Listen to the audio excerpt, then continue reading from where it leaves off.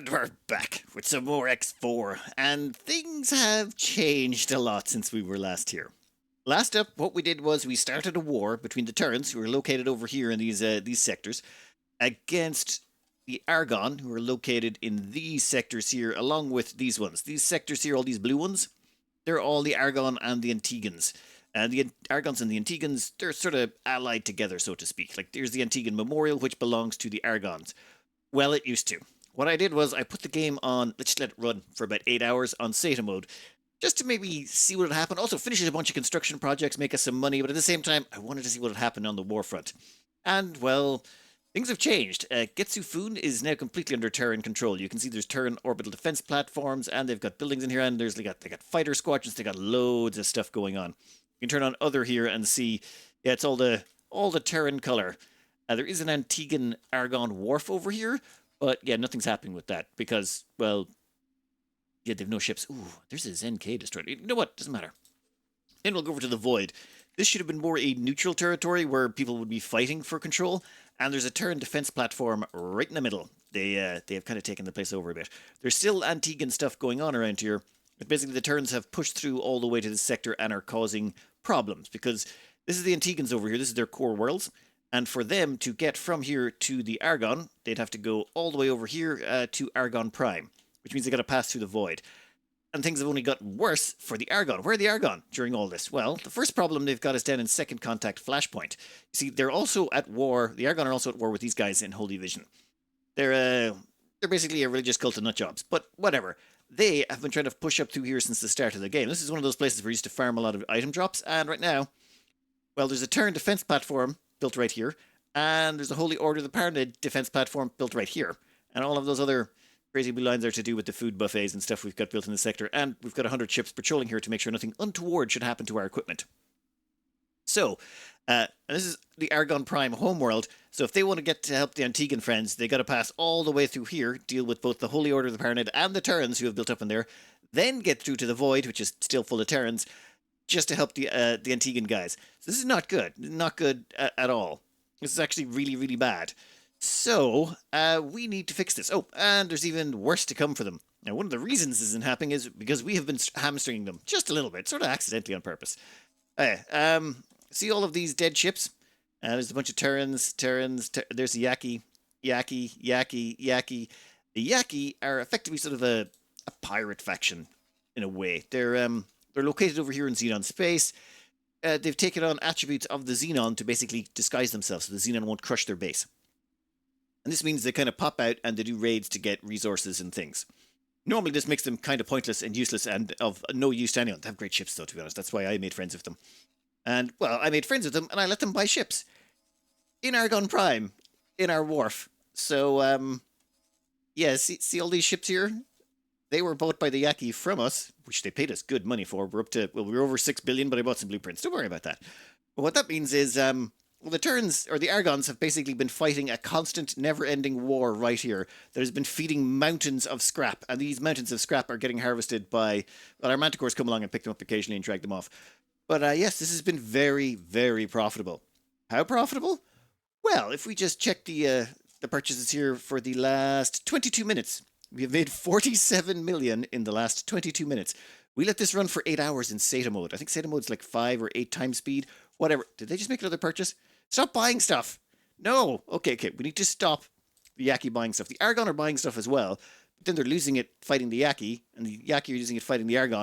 And then they just keep fighting each other. Like, the further we go down, the more there's just dead stuff. But, okay. What we're going to do is we're going to change the buy parameters so that the Yaki can't buy from us anymore. We don't need money anymore. We're going on the money front. We want to make sure the Argons have a fighting chance. So the plans. Cut off the Yaki so that the Argon are no longer hamstrung. 2, the Argons can buy from us already, so they can just keep buying ships and then they can start funneling them into the war effort. 2, we were going to go and say hello to the Boron, but I'm thinking a better plan would be, well, these guys here, these Holy Vision guys and these Sacred Relic guys, they're basically a split off between 2 religious factions of the same race, Paranid. We're going to unify the 2 of them together. We're going to get the 2 of them and say, hey, you guys have more in common than not. You should, get together, stop fighting each other. And then once they do that, we're also going to get them to stop fighting the Argons, hopefully. And instead, we're going to turn them against an enemy. We should, according to the theories, get to tell them to go and pick a fight with someone else. It's like, you don't want to be angry with each other. You want to be angry with that guy over there. And that guy over there is going to be the Terrans. So in theory, we should be able to turn the Paranid, combine them together and fire them off with the Terrans, get the Argon against the Terrans and the Antigans against the Terrans. And that's today's goal. Make sure they all stop killing each other and start killing the Terrans. The Terran economy is made of basically Duplo blocks. It's very simplistic, very easy, very hard to mess it up, which means they're able to quickly churn out ships. Everyone else has a lot of bottlenecks and, okay, the Yaki hamstringing them. Okay, I'll turn that off right now.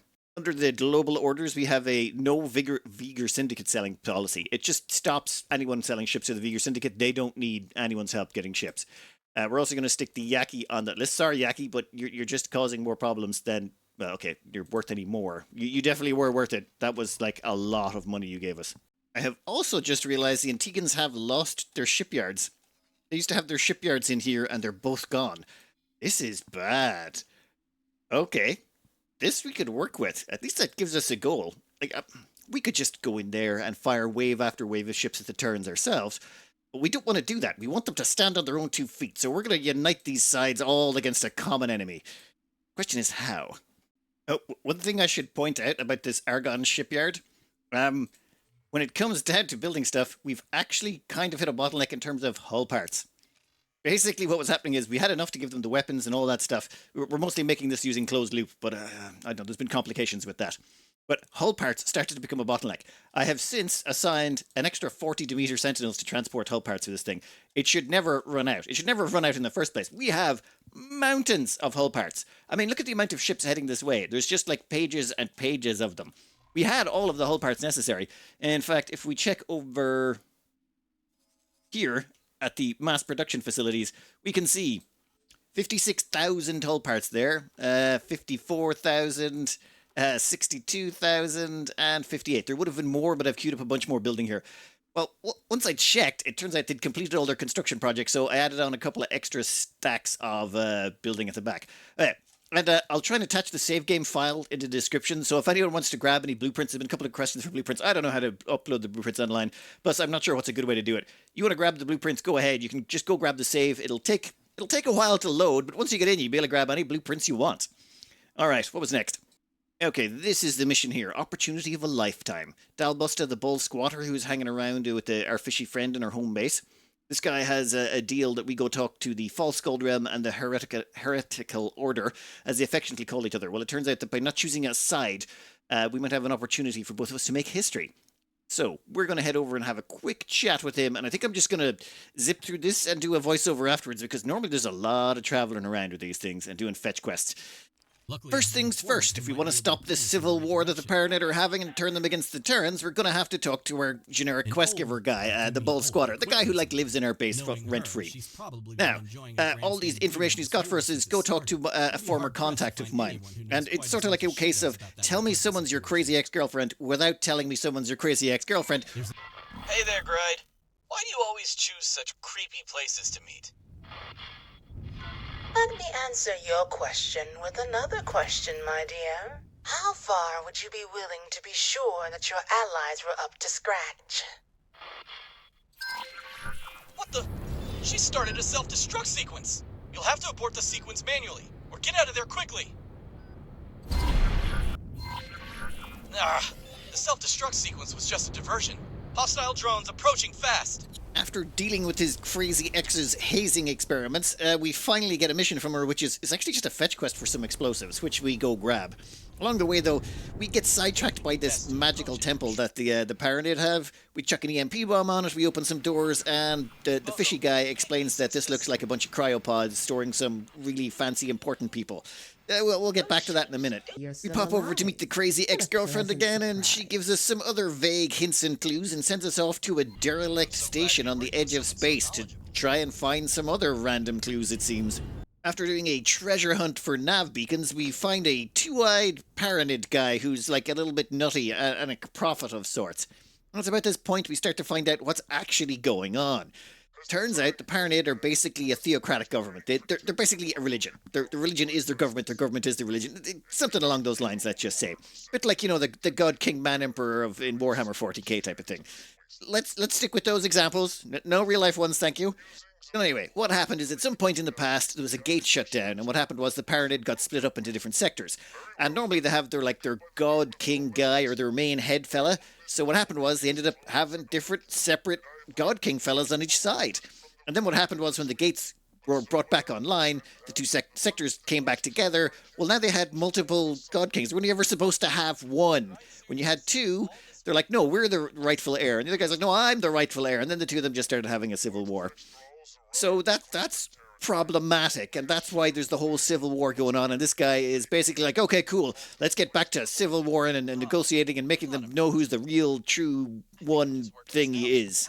So while the two-eyed Paranid does some negotiating, it turns out we have to protect the station. And, like, how are you going to negotiate? Dude, you've been in a spaceship sitting out in space for months, if not years at this point. You, like, have a shower first or something. Like, I just don't get how this guy was sitting in a Pegasus Vanguard in the middle of space just waiting for someone to come along, scan some nav beacons, and find him. Is he just sitting there all the time? Like, there's no toilets on the... I just don't get it. But it's fine. It's fine. He's gonna negotiate like a smelly two-eyed, it's grand. We protected him anyway, and the whole negotiation went terribly wrong because of course it did. These guys would have like smashing the bejesus out of each other for decades. Like, this is not going to be ended with words.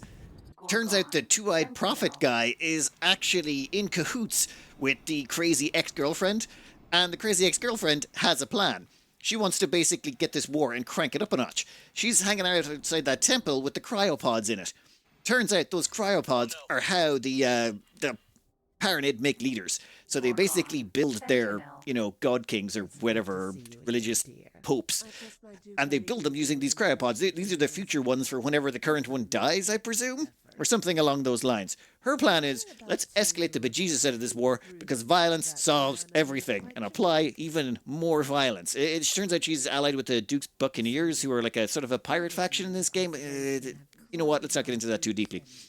So her plan is, hey, here's a bunch of explosives. I want you to navigate your way through the maze of this temple in your spacesuit, plant the explosives and blow this place up, and that'll cause everyone to like have a proper, all-right, deeper war. Because her two-eyed prophet guy is like a little bit too wimpy, and he's trying to negotiate instead of just fight like crazy. To gain access to the cryopod room, what we have to do is wander around inside what's effectively a maze of tunnels in our spacesuit, shooting buttons. We have to find 5 buttons. The first 4 buttons open these weird teeth things, and the 5th button turns off the electrical field, and then we can pass through finally and getting to where the popes are kept or made or born or spawned or whatever. I don't know the Paranid terminology for this stuff. The plan is very simple. We're going to steal their pope larvae, or pupae, or whatever the hell you call them, and we're going to grow our own pope, or pontifex, or whatever it is. You see, the Paranid have, they consider the number 3 sacred. They have 3 eyes, there's 3 dimensions, all this stuff in the 3-dimensionality. So our plan is we're going to make a 3rd pontifex. Instead of trying to get rid of one of the existing ones to unite them, we're going to make a 3rd pontifex, and then they'll have a sacred number of 3 of them, and then with their 3 super popes, that should hopefully unite them. That's the plan. So we're going to nick all their pope larvae by teleporting them out of there to the fishy location. But you see, that was not the crazy ex-girlfriend's plan. So she decided to, stir things up a little bit by basically attacking all of the peace negotiations that were going on while we were busy stealing all of the pope larvae. So she calls in a bunch of Duke's Buccaneers fleet to basically kick the snot out of both of them, or at least attempt it. But yeah, it's not going to go very well. Basically, the Paranid go, well, okay, look, I hate you, you hate me, but let's just put this on hold for a second because these non-believing two-eyed scumbags need to get exterminated in the name of, our mighty lord and whatever. Normal stuff. Well, I guess there's nothing. So she ends up having to die. In a quite dramatic way, I might add. That ramming speed maneuver at the end was absolutely beautiful. So that was effectively the end of the first part of the mission chain. You can pause here for a while, but we're going to keep pushing forward. The next part is we need to get a fleet of ships together and give them all to our two-eyed prophet guy so that he can continue his negotiations, but having himself an honor guard. Basically, it's a way to make sure you've got enough money to even think about continuing this on. Getting the ships pretty easy. In fact, we just built them ourselves. We bought the blueprints off the Paranid and then just built them. Pretty handy, actually, this one. The next roadblock is one of the Paranids is just not being too open to negotiation. They're very close-minded. So what we need to do is open their mind by shooting them dead a bunch. So the plan here is very simple. There's the guy's hanging out in a fleet, but he will leave the fleet in a little ship, and then you go and hunt down his little ship and kill him while he's away from his fleet. Or you could just brute force it and just lower the entire fleet into your defense platforms and blast them all to tiny little pieces, which I just found far faster because I was not waiting. I was not going to wait for him to like decide when he was going or not. That could take ages. And plus, we had the firepower. Why not just use it? Anyway, yeah, guy's dead. Super quick. It's very easy. Ah, there you are. Kremenkin Slot says the diplomatic mission has encountered an obstacle of sorts. An obstacle? These three-eyed imbeciles are refusing to allow the negotiations to progress beyond the stage of ceasefire. As I said, just a minor hiccup. We've come to the conclusion that the Paranid will need a tangible reminder of their shared identity. I completely forgot to mention that we've got the Paranid to ceasefire at the very start there, so that actually changes the whole galactic map, which actually makes it harder on the Argon who are currently at war with them. But that's fine. That's fine. The plan here is we have to build them this big monument to have their three people sit on some thrones. Grand. Problem is, they want money for it, the design that we're going to build. So they're charging us for the blueprint that they want us to build for free for them, for their king priests to sit on. $500 million. The difference between $1 million and $500 million. You know what the difference is? About $500 million. But it's fine. Turns out dealing weapons to Yaki for long periods of time is quite profitable. And in fact, the Argon are still buying more than a ship a minute. They've started buying destroyers as well. We're still raking in the money. But it's the principle of the thing. They're charging us $500 million to build their monument for... never mind. This here is the structure we have been tasked with building. It basically is a collection of defense discs, some docks, accommodation, some container storage, and 3 Paranid capitals that cost $500 million just for the blueprint. But it's fine. It's actually pretty cheap to build, except for the grant. We have also been advised that there will be an attack as it nears completion. So, in the surrounding area, we have 100 heavy fighters on patrol. We also have the Earl King on patrol. Anything that shows up is just going to get swarmed and have its ass handed to it so fast, it's not even going to realize it's their own ass they're being handed. This should be fairly handy to get done. I'd like to take a moment to just stop on our speed run of getting the Paranid to join us and just have a quick look here at the second contact flashpoint. This is where the Terran are pouring in, the Holy Order of the Pontifex were pouring in, and this is where basically the Argon were having it worst. And right now, the tides have turned. The tides have turned incredibly quickly. Namely because if we check here under logical overview and we check purchases, you'll see just all of these ships purchases. Okay, these transfers took me a minute to figure what those are. I had to go out and actually look at other receipts, but basically they're repairs. Ships come along and are getting repaired at our docks. So each one of those is a repair of a damaged ship, which is kind of crazy. And down here we'll see, where is it?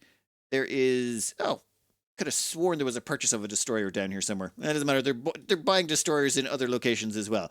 But as you can see, they're buying multiple ships, usually more than one a minute. And that's just one location. You see, they're also buying them still from Avarice. I don't think it's in quite as large numbers, but there's still lots of ship purchases going on around here. Like, look at that. These are mostly Argon and Antiguan, and they are just pouring fighters into this area here. This area is an absolute minefield. Now, okay, the reason I turn on other is it colors things. So, for example, those advanced satellites are now pink, letting you know that they belong to the Holy Order of the Pontifex. These are a light white, which lets you know they belong to the Terran. The blue belong to... the Antigans and the Argon are both, shades of blue. So that's the Antigans. Give me an Argon. Yeah, that's Antiguan. They're Argon. So the Argon and Antiguan are basically 2 different shades of blue. And in the middle here, you'll see there is a Terran patrol destroyer that is just getting ganged up on like crazy. And it's just surrounded by Argon and Antiguan fighters. Reason being is all of their supports, all of their fighters that they bring with them just get annihilated and they just get swarmed down. So what happens is they lose all their fighter cover and then the destroyers basically just get swamped. You can see there's just like fields of corpses in here. There's a Terran Asgard, a Terran Osaka, an Argon Behemoth, a Terran Katana. There's a bunch more corpses where... there was a bunch over here, over there. And there's just lots more around here. The Antigans and the Argon are losing loads of fighters as well, but they don't care because they're buying more from us, which is why our money has not budged. In fact, our money has gone up since we started this, despite all the purchases we've made, namely because they're just buying as many ships as they can and throwing out. I don't think we even need the Holy Order of the Paranid at this rate, but I'm going to keep them. Also, as a little side project, I thought it would be fun if we put in this over here. This here is just a transfer station, a trading station. The reason I put in this trading station is I wanted to pull hull parts and Claytronics and energy cells over to this location. That's the only things it's allowed to trade in. We're a little bit short on hull parts on the network at the moment, namely because, well, we're expanding everywhere simultaneously. But the reason for that being there is it's within 5 jumps of all of the sources. And it puts us much closer to the turns where we're now building a shipyard in Mars. Now, you may be wondering why we're building a shipyard in Mars. Well, it's because the Yaki have nowhere to build their ships anymore. So I figure we build a shipyard in Mars. We'll have to daisy chain the supplies to come through the void. They will get sent to the void and then from the void onto the shipyard. And then the Yaki can build their ships right beside the Terran wharf. And I figure that would be a great place for the Yaki pirate faction who are angry with everyone to spawn. That will give the Terrans something else to think about. Well, that's the hopes. Now let's skip it forward a bit. This production down in Pious Mists of this beautiful little base here, that's going to take some time. So I'm thinking I'm probably going to speed up the game a little bit while we wait for this to complete. The construction is almost complete. We've got 1 large dome to go. Well, actually, I've got 2. I wanted to make it symmetrical, so I put in 10. But then we've got 2 domes and 1 dock to go, and then it should be finished. And with Seda mode on, that should be, hopefully, quite shortly. I'm just wondering where that attack is going to come from. I'm not currently in system because I want this to build as fast as possible. I even restarted my computer and closed everything down just to make sure this was the only thing drawing resources, just to speed along that a little bit more. All I want to do is make sure we catch the attack when it happens. There goes the last dome. Now all we've got to do is wait until this luxury... Okay, I did need to build a luxury dock, but if we're going to build like a capital, we might as well go with luxury docks. I mean, we're going to have diplomats and stuff landing there. Plus, I prefer the luxury docks. They can stock 6 small fighters and 3 medium ships simultaneously. The regular dock's going to do like 6 fighters and 1 medium. It's not the same. Okay, 109876 and all that. Complete. Await imminent attack. Well, in that case, let's go over to the Earl King and get ready to welcome our guests. That's some convenient autosave timing. It does look pretty nice. Do say so myself, considering we were the ones that built it. Alright, where's the enemy going to come from? Imminent attack, 14 minutes? Okay. Where's the attack going to come from? Here they come, eh? Oh, they're all going to be bunched up around that area. In that case, we're going to need to bring in all of these fighters we left lying about the place. How many is there? A lot. I tell you what, all of you, I would like every single one of you... Sorry, we would like all of you to come into about there, let's say, and attack targets in range. Yeah. Excellent. That seems confusing as all hell. Let's unpause the game. Must be facing a whole coalition of saboteurs and dissidents. Okay. That's nice to hear, but I think all they've got is fighters, and we have an Earl King. Yeah, that's great and all that, but oof. Pretty sure we've also brought in 4 behemoths. Wow, every single one of them appear to be targeting us, or actually no, they are targeting the defense platform. Eat hot plasma and a lot of lag. Oh god.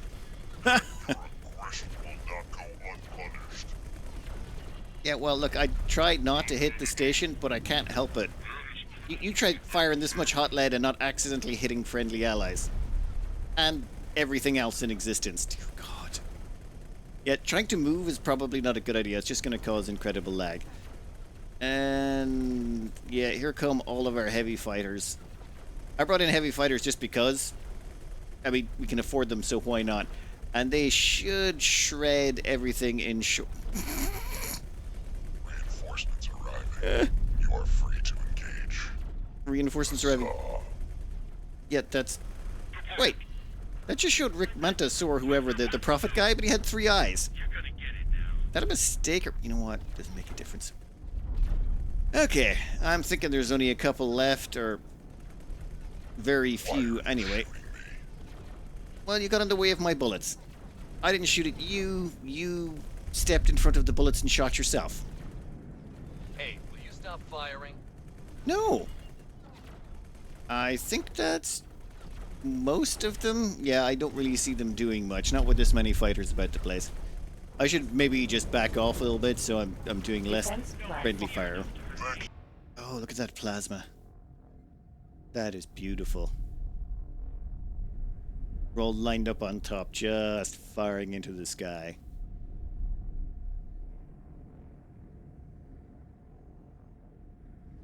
Gorgon. That dive bomber is just having the best and worst day of their life simultaneously.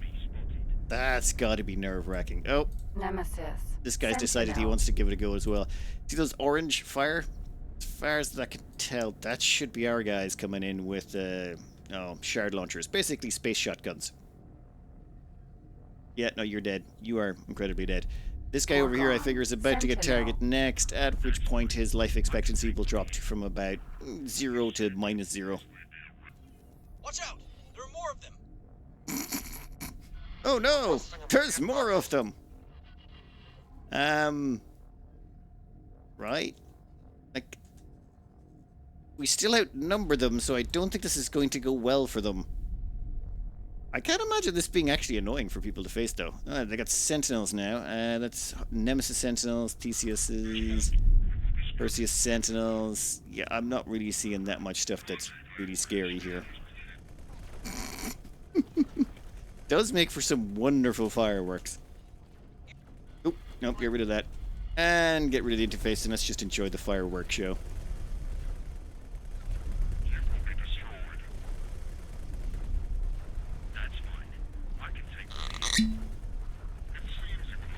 It's been a long day. You know, it does take a while to get things done and started in this game, but once they do get up and running, they're pretty tasty.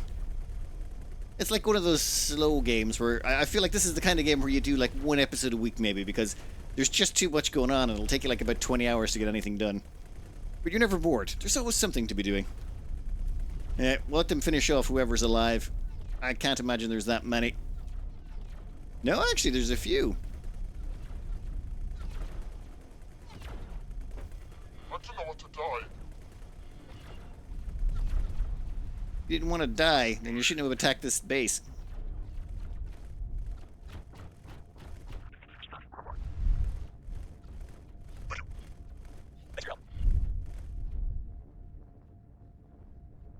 Doth mine eyes deceive me? Are those heavy ships? Oh, they've actually brought in some heavies.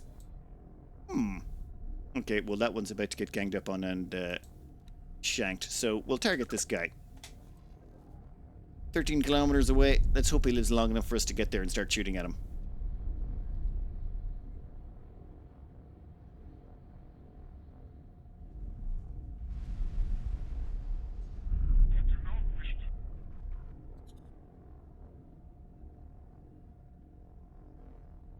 I think I just saw a bunch of torpedoes hit that guy. Damn. Your hit points are looking decidedly... Oh, we might not actually get there in time to shoot him.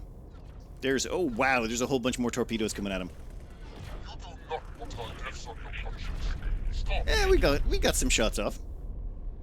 Oh, we lost one of our little she-heavy fighters. You know what? Doesn't matter. We'll get revenge on this guy down here. Now, let's see how long you can withstand the might of an Earl King. My guess is not very long.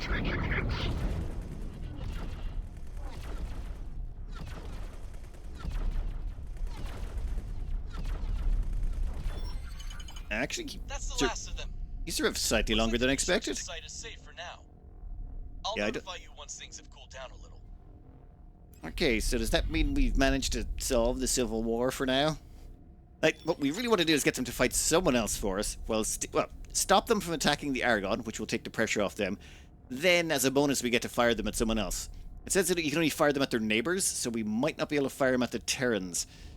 Well, I suppose we'll find out when the time comes. Checking our notifications, the Holy Order of the Pontifex and the God Realm of the Paranid are now truly at peace. 4 minutes ago. The Mediators, the Holy Order of the Pontifex and the God Realm of the Paranid have made a ceasefire agreement. That was 10.5 hours ago. Only took us 10.5 hours to get all that other stuff done. As for the wharf we built in Terran space, it's doing pretty good. Now, we haven't actually gotten it fully up to speed, and we don't have enough people feeding it hull parts just yet. But the Yaki are having just a grand old time. They are buying ships from here as much as they can get their hands on. And they're they're making friends with the Terrans left and right. Over here, they're nibbling at this solar power plant. Every time they try and leave, they have to fly past this place. They're dying by the droves, but that's a sacrifice they seem to be willing to make after paying us for the privilege to do it. So, we'll just let them keep doing what they're doing, I suppose. Eventually, they'll actually. I think they're causing them enough inconvenience for now, but I'm definitely going to pump in more traders. I'm going to need about another 100 traders over here and maybe another 40 over here just to try and keep this mobile. It's just, we're not getting enough throughput. What are you looking like in terms of storage? Yeah, you've got enough hull parts actually, so we need to maybe add... Yeah, we'll put an extra 100 over here. We'll put an extra 100 over here and see how that does. The thing about these traders is, well, they're super cheap. So we just chuck down 100 and... Oh, that was the wrong one. Sorry. We'll chuck down 100 of these. Just confirm the order, and this barely eats into any of our supplies. For example, hull parts here, 195,000, 194... You know what? Doesn't matter. We're so chock full of resources right now, we can churn out as many... Oh, there we go. We've dropped to 166,000. As you can see, we could just keep building as many of those as we realistically want to fill any short gaps we've got in transport. We could build larger ones, but they take like hours to build those damn things. Yeah, this is a lot of Yaki ships. The Terrans are going to be so happy with all of this. Also, we've got 3 more ship fabricators I want to put in. Possibly some more. I'm just throwing resources at this to see what happens. I know it looks quite small, but there's like 140 transport ships plus an extra 10 Barbarossa large transport ships thrown at this just to get at the resources to churn out ships. And, well, okay, probably to keep it afloat as well in terms of expansion. I think we'll keep expanding this out and seeing just how long it takes before the Terrans get really, really irritable with that. I have unfortunately run out of time. I really, really, really wanted to get the Holy Order to just stop attacking the Argon. At the moment, they're not really going to be doing much. You can see the odd trader and stuff coming through. But what I'm going to do is take them and ally them with the Argon and just fire them. Actually, we might not be able to fire them at the Terran. It might be an idea to put them against the Pioneers. These Pioneer guys are basically an offshoot of the Terrans. And what I was thinking, even if we do wipe these guys out until there's nothing left, these guys are their allies or their friends, or will probably start trying to rebuild them. So if we could potentially send the Paranid against them and wipe them out, that would actually, and this will take pressure off the Argon at the same time. And then the Argon and the Antigans can focus all of their might on the Terrans, along with the Yaki, of course. We might actually move another Yaki base further deeper in. That's going to cause them more and more trouble. The more and more resources we pump into that, the more annoyance and problems that's going to cause their fleets getting to the front line. We should be able to hopefully force them back.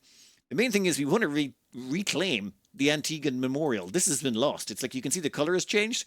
That's because the Terrans have got a defense platform in there that most likely has an administrative center. This is technically their space because they destroyed all the Antiguan stuff that was in there. So I want to claim back both of these territories at a minimum and actually claim Getsufun as well. We want to push them all. We want to annihilate them. We want to exterminate them all the way back to nothing. And if we can exterminate these guys as well, they'll have nowhere to rebuild because no one will be able to like produce the materials they need. Actually, if we got rid of every building that had computonic substrate or like whatever they use for building their buildings, if we got rid of all those, could they never rebuild? Would they be trapped in an inability to actually get the... You know what? We'll worry about that later. For now, this was X4. I hope you enjoyed it. Good luck. So that concludes your end of the bargain. If I remember correctly, that means I owe you a few more answers.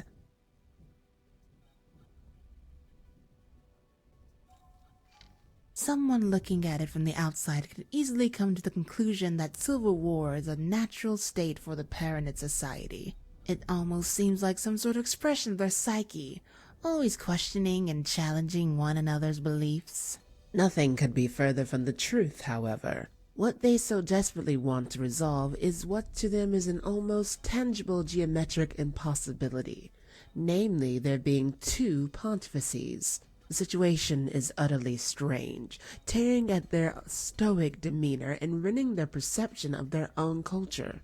It's an aberration in history that needs to be erased at all costs.